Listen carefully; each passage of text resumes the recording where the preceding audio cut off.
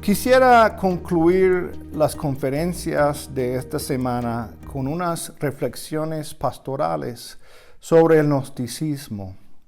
Ahora nosotros podemos hablar acerca del gnosticismo como un fenómeno histórico, pero muchos pastores y teólogos han comentado sobre el hecho que el gnosticismo también se manifiesta, tal vez no en una forma organizada, pero también se manifiesta en la iglesia contemporánea. Observamos el gnosticismo cuando vemos libertinaje, personas que se identifican como cristianos, se identifican como seguidores de Jesús, pero no se esfuerzan para vivir vidas santas según su forma de pensar. No importa si pecan, nada más tienen que pedir perdón y todo estará bien. A veces vemos el gnosticismo en la forma de una indiferencia hacia el mundo material, hacia el medio ambiente. Vemos el gnosticismo en la indiferencia hacia la salud de nuestro cuerpo físico. Y también, en cierta manera, desde mi punto de vista, la teología liberal también es una manifestación del gnosticismo. Porque lo que se enseña en la teología liberal es que la Biblia consiste de una serie de fábulas y mitos que tienen un valor simbólico de la ciencia secreta o la verdadera sabiduría sobre Dios. Entonces, cuando hablamos acerca de la encarnación de Jesucristo, la encarnación no fue un hecho histórico, es nada más un símbolo del hecho que la realidad espiritual está entre nosotros.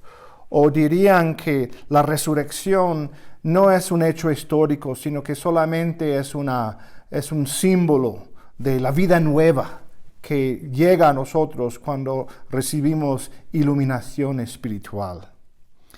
Entonces yo quisiera compartir unos consejos o unos pensamientos en cuanto a las maneras que nosotros podemos combatir el gnosticismo, la manifestación del gnosticismo en nuestras propias vidas.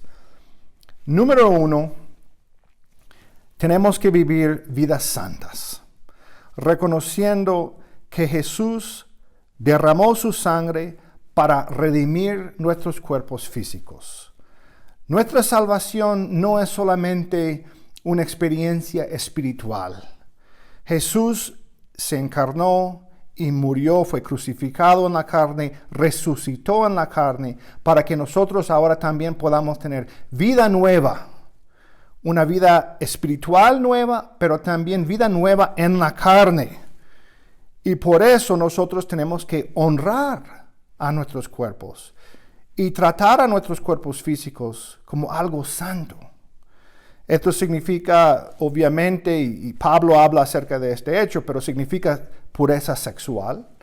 Pero también significa que nosotros deberíamos cuidar y ser buenos mayordomos de este cuerpo que Dios nos ha dado. Número 2, dado el hecho que nuestra salvación no es solamente una experiencia espiritual, sino que también tiene una consecuencia material, nosotros tenemos que cuidar la creación. Este mundo fue bueno, es bueno. Fue creado por el Dios bueno y Dios ha dado a nosotros la mayordomía de este mundo. Entonces, hay cristianos que tienen esta misma forma de pensar como los gnósticos, como que este mundo no es nuestro hogar y no importa lo que pasa aquí en la tierra porque mi hogar está en el cielo. Y estas personas se olvidan del hecho que Dios también va a restaurar y redimir la creación física. Dios va a restaurar y redimir este mundo material. Y nosotros deberíamos estar colaborando con Dios en este proceso de renovación y de restauración. Y no trabajando en contra de lo que Él quiere hacer. Número 3. No te apartes de los fundamentos de la fe.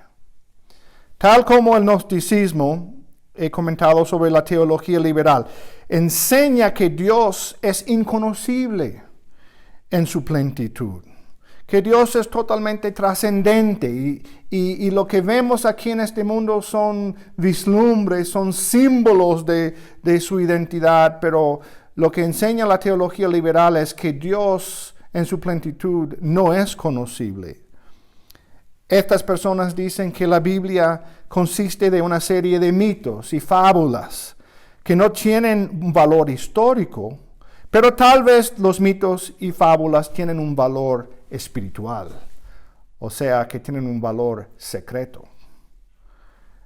Según ellos, las historias que leemos en la Biblia no son verdaderas en el sentido histórico, pero dan testimonio de algo verdadero.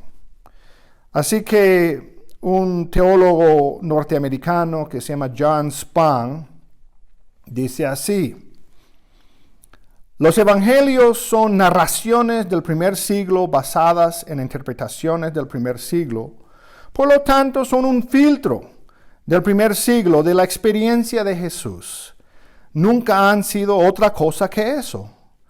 Debemos leerlos hoy no para descubrir la verdad sobre Jesús, la verdad literal sobre Jesús, sino para ser guiados a la experiencia de Jesús que los autores de los evangelios buscaban transmitir. Esta experiencia siempre está detrás de las distorsiones que son inevitables, ya que las palabras son limitadas. Uno nunca debe identificar el texto con la revelación o el mensajero con el mensaje. Ese ha sido el mayor error en nuestros 2000 años de historia cristiana. Entonces, lo que Spang está presentando aquí es nada más que una manifestación moderna del gnosticismo. Según él, los evangelios no nos dan la verdad literal sobre Jesús. Los evangelios solamente sirven como una guía que nos llevan a la experiencia de Jesús que los autores buscaban transmitir. O sea que esta experiencia verdadera de Dios es algo místico, algo secreto, algo escondido detrás de los textos bíblicos. Así que les quiero animar, les quiero amonestar. No se aparten de los fundamentos de la fe.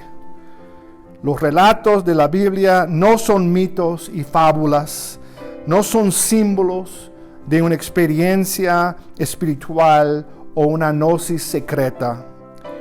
Dios es real y sus obras a favor de la humanidad son veraces y son dignas de nuestra confianza. Cristo es la encarnación del único Dios verdadero, el único Dios bueno. Jesús fue crucificado, resucitó y Él volverá con todos sus santos para reconciliar y restaurar todas las cosas. Amén.